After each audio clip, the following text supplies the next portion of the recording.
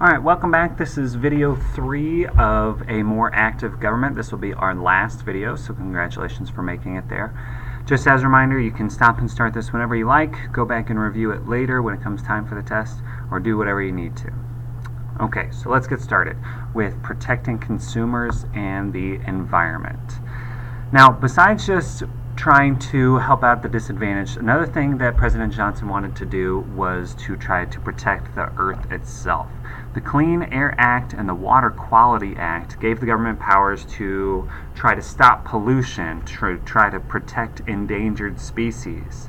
It also led to the creation of the Fair Packaging and Labeling Act, which required consumer products to be labeled accurately, where they have to list all their ingredients. I'm sure you guys have seen ingredient lists like the bottom picture there. So the Fair Packaging and Labeling Act makes sure that everybody knows exactly what they are eating.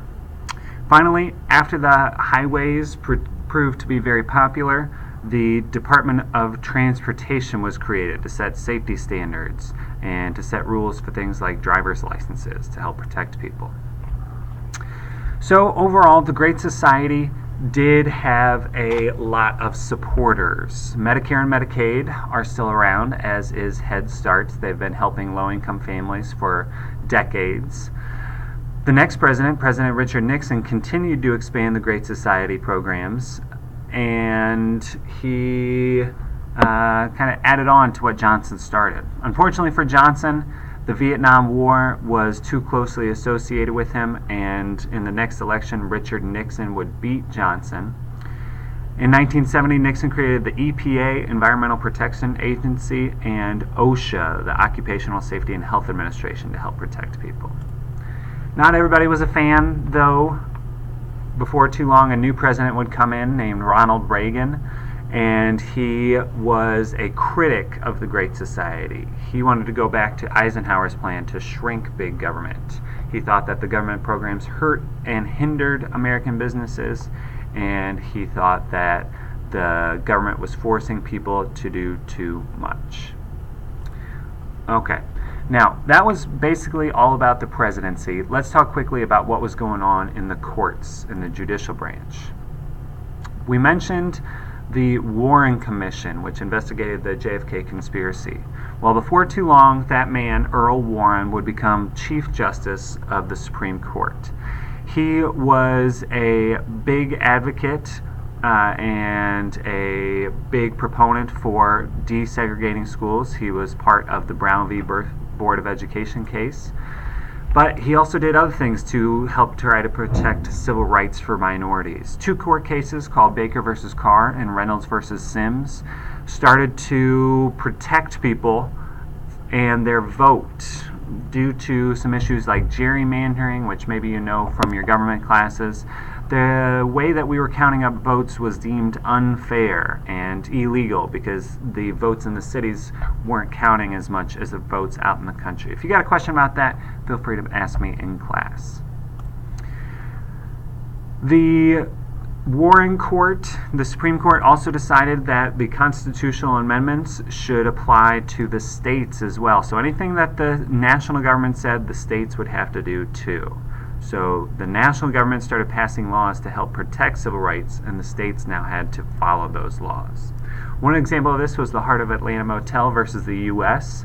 A small business on one of America's many highways was using segregation policies, and it refused to accept African American guests.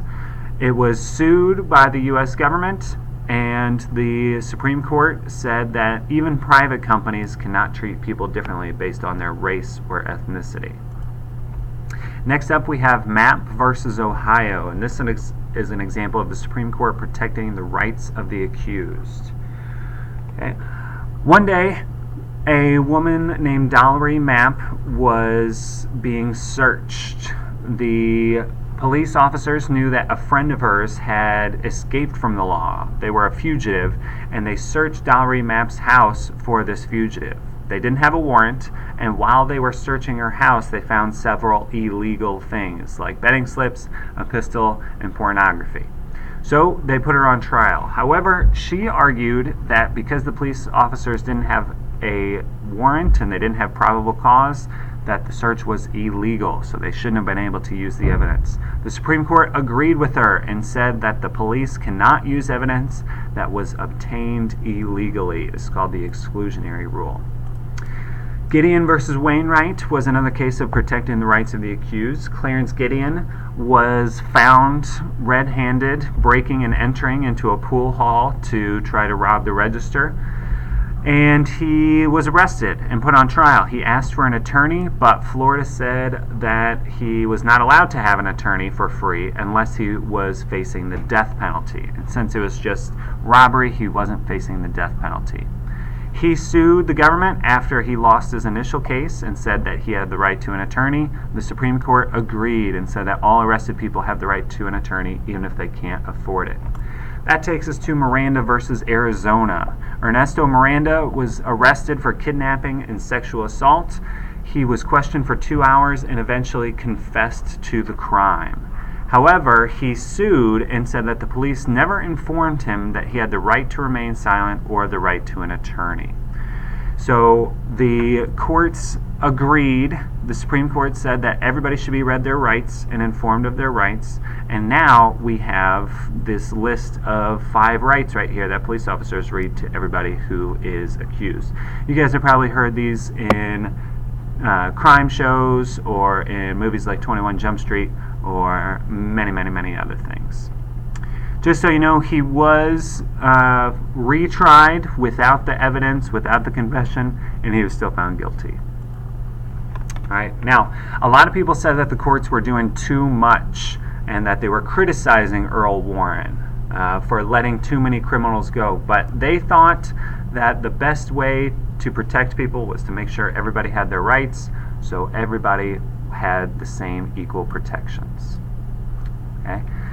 Now, getting away from criminal acts, let's talk about the freedom of expression. That includes religion, speech, press, assembly, and petition. Okay? The Warren courts made some rulings that protected these as well.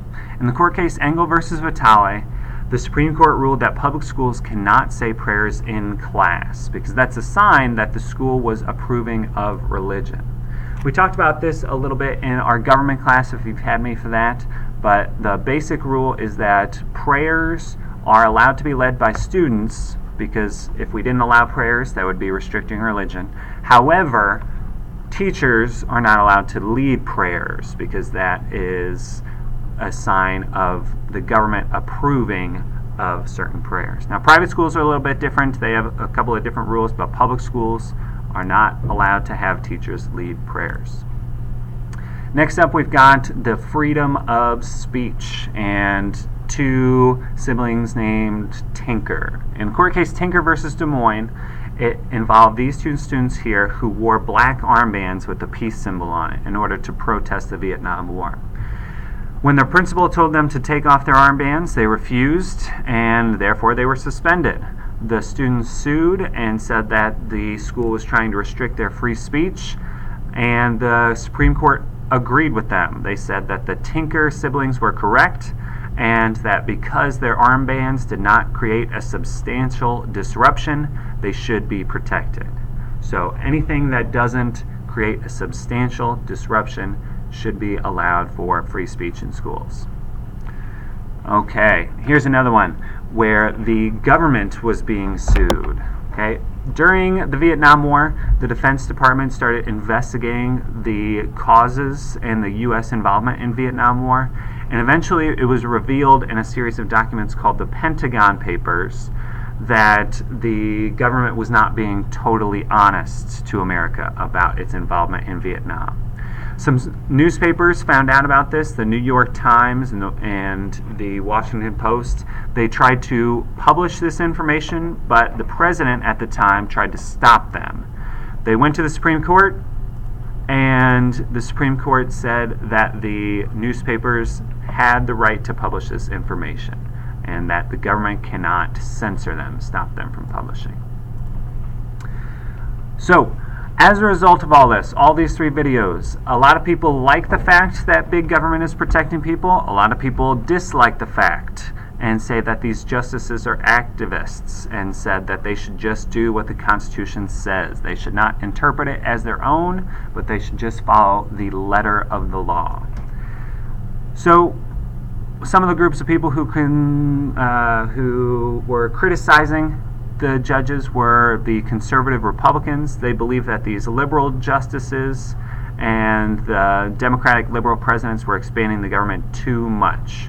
By the end of the 1960s, these Republicans and conservative movements started to get a lot of support, and in the 70s and 80s, we're going to see the government starting to get smaller again. So it starts expanding in the 60s and then shrinking in the 70s.